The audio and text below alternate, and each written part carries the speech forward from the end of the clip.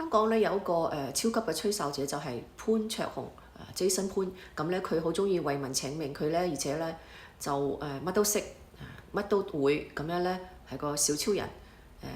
佢好即係經常咧同啲市民啊解決一啲問題啊，同埋保護市民嗰啲人身安全啊咁樣，即係出謀獻策。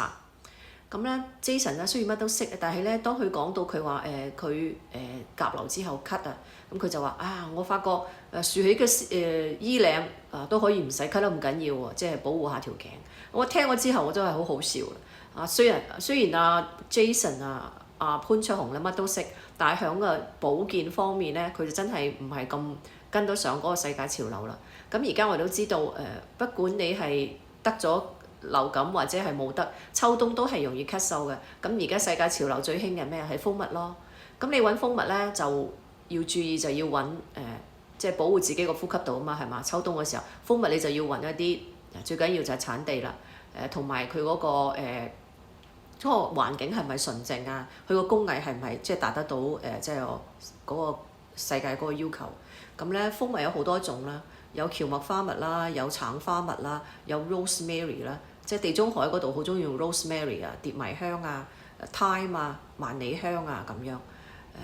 地中海啊、法國南部啊、西班牙啊、希臘咧呢啲地方咧生產嗰啲蜂蜜都係好靚嘅。法國最出名一個係薰衣草啦，咁邊一款蜂蜜咧合適你咧？自己試過咪知咯。但係最緊要產地同埋質量。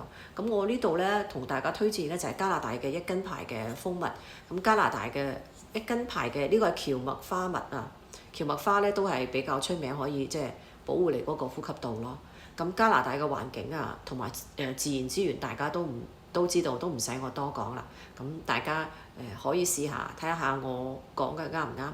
但係蜂蜜咧保護你個呼吸道，即係響秋冬個季節，一定係世界而家最新嘅潮流。